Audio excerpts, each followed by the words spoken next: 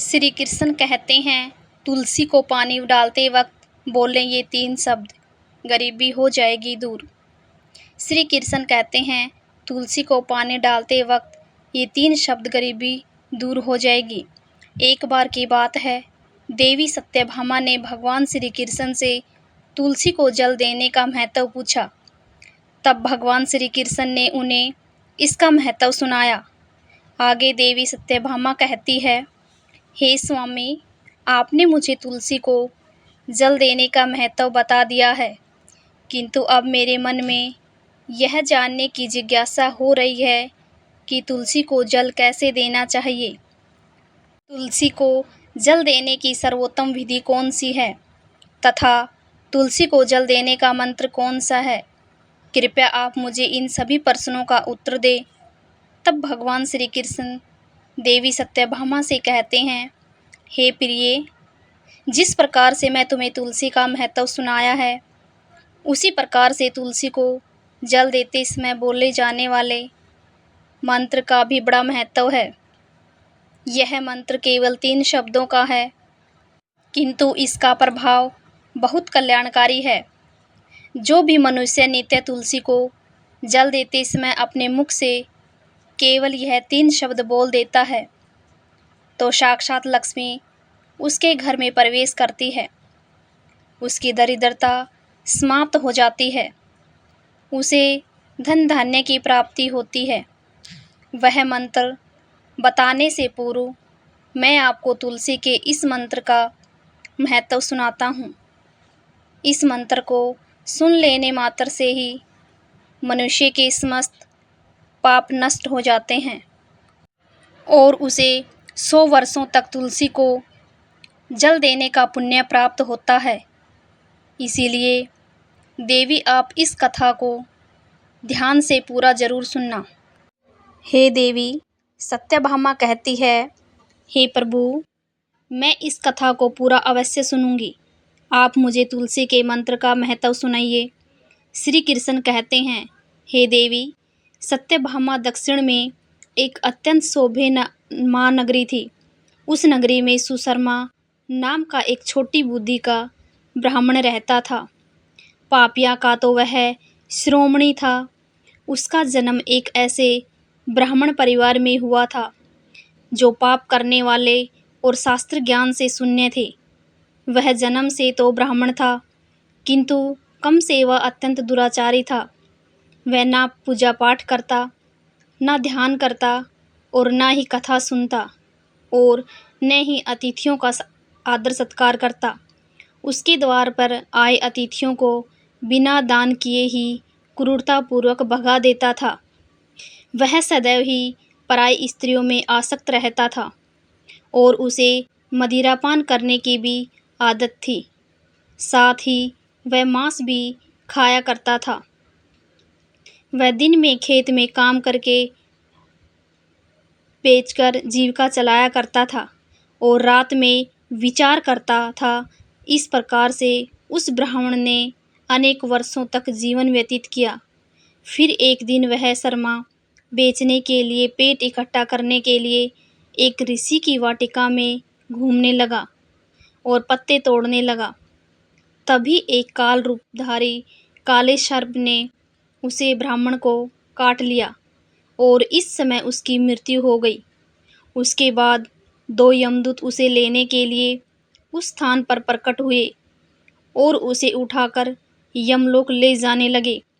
मार्ग में वह यम के सामने बहुत विलाप करने लगा, मुझे कहाँ ले जा रहे हो?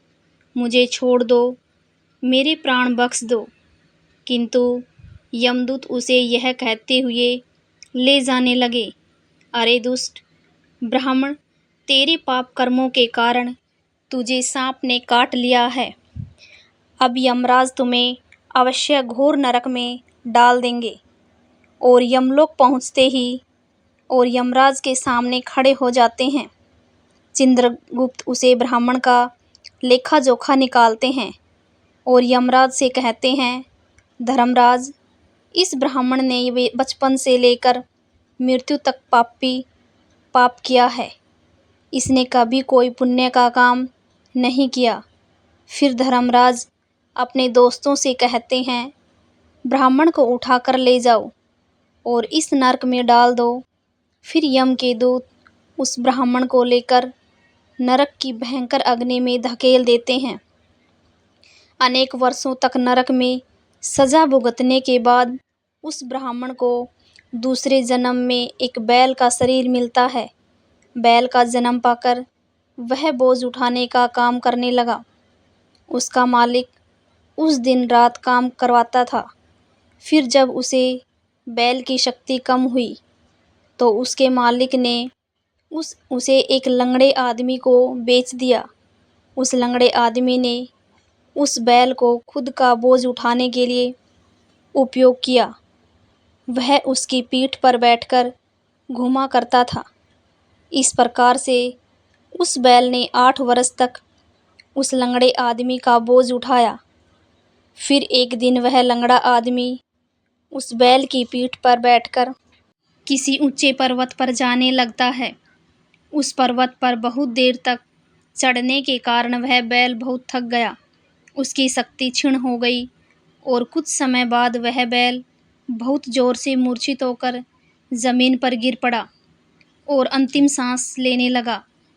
तभी वहां पर खड़े लोगों को उस बैल पर बड़ी दया आ गई और वह उसके मुख में पानी डालने लगे। फिर उन लोगों में एक पुण्यात्मा व्यक्ति था। उसने उस बैल का कल्याण करने के लिए अपना पुण्य उस बैल को दे दिया। उसे देखकर अन्य लोगों ने भी अपना अपना पुण्य याद करके कुछ पुण्य उस बैल को दे दिया ताकि उसे मुक्ति मिल सके। इस भीड़ में एक वेश्या भी खड़ी हुई थी। सभी लोग अपना पुण्य उस बैल को दे रहे थे। यह देखकर उस वेश्या ने भी अपना पुण्य उस बैल को दे दिया। कुछ देर बाद उस बैल की मृत्यु हो जाती है। फिर उस स्थान पर यमदूत आते हैं और उस बैल के शरीर से उस ब्राह्मण की आत्मा को निकालकर यमलोक ले जाते हैं। यमलोक ले जाने पर उस यमराज के सामने खड़ा किया जाता है। फिर चित्रगुप्त इसका लेखा जोखा देखते हैं तो वह आश्चर्य में पड़ जाते हैं। उसे वेश्या के द्वारा उसे बैल को दिया हुआ पुण्य बहुत बड़ा होता है। उसे पुण्य के प्रभाव से उसके सभी जनों के पास नष्ट हो जाते हैं।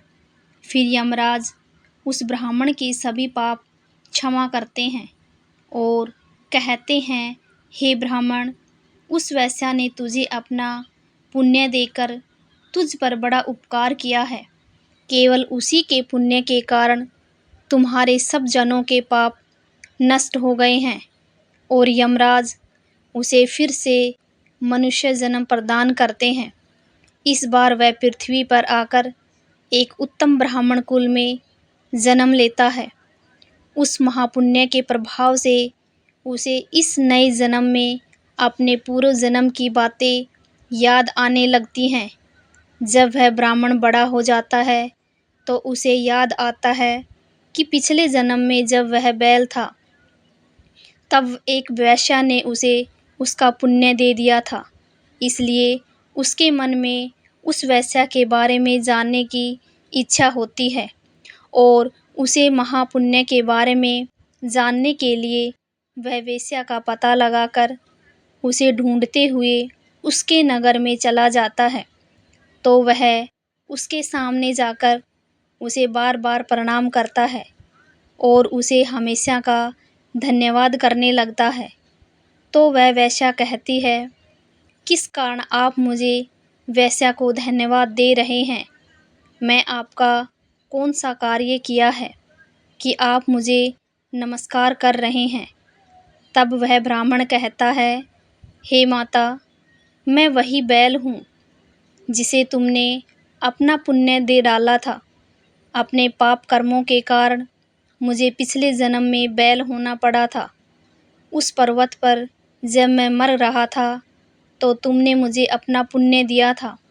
तुम्हारी पुण्य के प्रभाव से ही आज मुझे फिर से मनुष्य जन्म मिला है। तुम्हारे द्वारा दिए गए इस पुण्य के कारण मुझे अपने पूर्व जन्म की सारी बातें याद हैं, किंतु हे माता, मैं आज यहाँ पर यह जानने के लिए आया हूँ कि तुमने मुझे उस समय पर अपना कौन सा पुण्य दिया था, जिस कारण से मेरे सभी जनों के पाप नष्ट हो चुके हैं। मैं उस पुण्य के बारे में जानना चाहता हूँ। हे ब्राह्मण श्रेष्ठ, मैं तो अपने जीवन में कोई पुण्य काम नहीं किया है, किंतु मेरे घर में एक तोता है जो पिंजरे में रहकर हमेशा कुछ बोलता रहता है। उसे सुनकर मेरा अंतकरण पवित्र हो गया। इस तोते के द्वारा बोले गए मंत्र का पुण्य मैं तुम्हें दान में दिया था। फिर वह वैश्या और वह ब्राह्मण उस तोते के पास जाते हैं और उससे पूछने लगते हैं कि हे सुख, तुम कौन सा मंत्र बोलते रहते हो जिससे हमारे जीवन का उद्धार हुआ है? यह मंत्र तुमने किसने सिखाया और इस मंत्र का क्या अर्थ होता है? तब उसे तोते ने अपने पूर्व जन्म का वृत्तांत सुनाना आरंभ किया। वह तोता कहने लगा, ब्राह्मण श्रेष्ठ, पिछले जन्म में मैं एक ब्राह्मण था। मैं अपने ज्ञान के अहंकार में अंधा हो चुका था। मैंने कभी गुरुजनों का आदर नहीं किया, सदैव ही उनका अपमान किया। मुझे अपने ज्ञान पर इतना अधिक घमंड हो गया था कि जिस कारण से मेरे क्रोध बहुत अधिक बढ़ गया और मैं सभी से पेश करने लगा। अन्य मनुष्यों को कुछ नहीं समझने लगा और विद्वानों का भरी सभा में अपमान करने लगा। फिर कालांतर में मेरी मृत्यु हो गई और मुझे यमलोक ले जाया गया।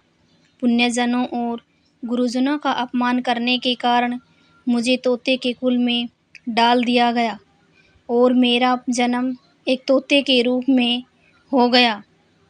मेरे पाप कर्मों के कारण छोटी अवस्था में ही मेरा अपने माता पिता से वियोग हो गया। फिर मैं पेड़ की डाल पर बैठकर रो रहा था, तो उसी स्थान से कुछ मुनि जा रहे थे। उन्होंने मेरी दाया सुनकर पुकार सुनी और मुझे लेकर अपने आश्रम में चले गए। वहाँ उस आश्रम पर उन्होंने मुझे एक सुंदर पिंजरे में रखा और मेरा अच्छी तरह से ख्याल रखा। वे मुझे नित्य भोजन दिया करते थे और पढ़ते थे। उस स्थान पर विदेशी मुनि, उनकी स्त्रियां और बालक सभी नित्य तुलसी के पौधे को जल देते थे और उसके सामने एक मंत्र का जाप करते थे। उन्हीं के मुख से बार बार उस मंत्र को सुनकर मैंने उसे रट लिया और तभी से मैं उस मंत्र को जान गया हूँ और वही मंत्र मैं दिन रात बोलता हूँ। उस मंत्र के प्रभाव से मेरी कभी मृत्यु नहीं हुई और मेरी आयु 100 वर्ष की हो गई। मैं इतने वर्षों तक जीवित रहा। इसी बीच एक रात को एक चोर स्थान पर आ गया और उसने मुझे वहाँ से चुरा लिया। फिर इस विषय ने मुझे कुछ कर से खरीद लिया। इस विषय के घर पर जाने के बाद मैं भी उस मंत्र को बोलता रहता था, जिसे सुनकर इस वेश्या का मन भी पवित्र हो गया और इसने वेश्या का काम छोड़कर भगवान विष्णु की भक्ति करने लगी। इस मंत्र के प्रभाव से मेरे पूर्व जन्मों के सभी पाप नष्ट हो गए और मंत्र के प्रभाव से इस वेश्या का भी अंतर पवित्र हो गया। ब्राह्मण देवता, इस मंत्र के पुण्य से आप भी पाप से मुक्त हो जाएंगे। इस प्रकार से तोते ने उस ब्राह्मण को और उस वैश्या को सारा वरदान सुना दिया, जिसे सुनकर वह ब्राह्मण और वैश्या दोनों ही अत्यंत प्रसन्न हुए और फिर वे दोनों ही नित्य तुलसी को जल देकर उस मंत्र का जाप करने लगे। वह तोता, वैश्या और वह ब्राह्मण तीनों उस मंत्र के प्रभाव से दिव्य विमान में बैठकर विष्णु लोक चले गए। श्री कृष्ण कहते हैं, हे देवी सत्यभामा, देखा आपने, केवल तुलसी के इस मंत्र के प्रभाव से उस तोता, वैश्या और उस ब्राह्मण के सभी पाप नष्ट हो गए हैं। इसीलिए प्रत्येक मनुष्य को रोज़ तुलसी को जल देते समय इस मंत्र का उच्चारण अवश्य करना चाहिए। देवी, वह मंत्र इस प्रकार है, इसे तुम ध्यान से सुनो। ओम वृंदावन स्वाहा, ओम वृंदावन स्वाहा। श्री कृष्ण कहते हैं कि जो भी स्त्री नित्य तुलसी के समकक्ष इस मंत्र का उच्चारण करेगी वह सौभाग्यशाली बनेगी। जो भी पुरुष तुलसी के सामने इस मंत्र का उच्चारण करेगा उसे अक्षय धन की प्राप्ति होगी। जिस घर के सामने नित्य तुलसी की पूजा की जाएगी उस घर में साक्षात लक्ष्मी का वास होगा। तुलसी का यह मंत्र राजकल पत्र है। यह समस्त फलों को प्रदान करने वाला है। अतः जो भी तुलसी के सामने इस मंत्र का उच्चारण करेगा उसे संपूर्ण सिद्धियां प्राप्त होंगी। स्त्रियों को सदैव ही स्नान करके अपने बाल बांधकर मांग में सिंदूर भरकर नित्य तुलसी को जल देना चाहिए और इस मंत्र का उच्चारण करना चाहिए। रोज़ तुलसी के पौधे की परिक्रमा करनी चाहिए। इससे सभी दोष नष्ट हो जाते हैं। नित्य शाम के समय तुलसी के पास दीपक जलाना चाहिए और तुलसी के पास बैठकर भगवान विष्णु की आराधना करनी चाहिए। तुलसी के पास दीपक जलाने से मनुष्य को धन धान्य की प्राप्ति होती है। हजारों अमृत के घरों से नहलाने पर भी श्री हरि को इतनी तृप्ति नहीं होती जितनी वह मनुष्य के द्वारा तुलसी का एक पत्ता चढ़ाने से प्राप्त करते हैं।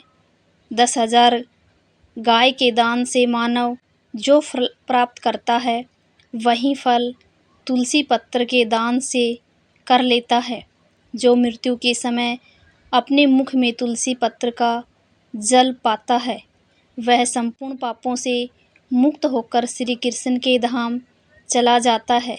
श्री कृष्ण कहते हैं, पूर्णिमा, अमावस्या, वापसी और सूर्य संक्रांति के दिन मध्याह्न काल, रात्रि और अशोक के समय तेल लगाकर बिना स्नान किए अथवा बिना हाथ पैर धोए रात्रि के वस्त्र पहनकर तुलसी के पत्तर तोड़ता है वह महापापी होता है। प्रतिष्ठा तथा देव पूजा के लिए तोड़े हुए तुलसी पत्र बासी होने पर भी 3 रात्रि तक पवित्र ही रहते हैं। तुलसी का एक एक पत्ता ना तोड़कर पत्तियों के साथ अग्रभाग को तोड़ना चाहिए। तुलसी की मंजरी सब फूलों से बढ़कर मानी जाती है। मंजरी तोड़ते समय उसमें पत्तियों का रहना भी आवश्यक माना गया है। बिना तुलसी के अग्रभाग को तोड़ना चाहिए, उसे पूजा का फल लाख गुना बढ़ जाता है। तुलसी के पत्तों को कभी नाखून से नहीं तोड़ना चाहिए, इससे पाप लगता है। रात्रि में तुलसी के पौधे को स्पर्श न करें अथवा उसे पेट ना तोड़ें। ऐसा करना अशुभ माना गया है। रात्रि में तुलसी का पौधा निद्रा अवस्था में होता है। ऐसे में पत्ते तोड़ने पर पाप ही लगता है। गुरुवार के दिन तुलसी के पौधे में थोड़ा सा कच्चा दूध अर्पित करें। दूध चढ़ाते समय ओम नमः भगवते वासुदेवाय इस मंत्र का जाप अवश्य करना चाहिए। तुलसी के पौधे के पास शालिग्राम रखें और उस पर तिल चढ़ाई। पूजा में तुलसी और शालिग्राम को दूध में भिगी का तिलक अवश्य करें। शालिग्राम पर तुलसी पत्र रखकर तुलसी पत्र चंदन लगाना चाहिए। अगर कोई महिला मासिक धर्म से हैं तो वह तुलसी की पूजा ना करें। मासिक धर्म के दौरान तुलसी को स्पर्श करने से घोर पाप लगता है। इससे स्त्री की दुर्गति होती है। इस प्रकार से भगवान श्री कृष्ण ने देवी सत्यभामा को तुलसी को जल देने के मंत्र का महत्व सुनाया। ये थी कथा आज की। जय तुलसी माँ।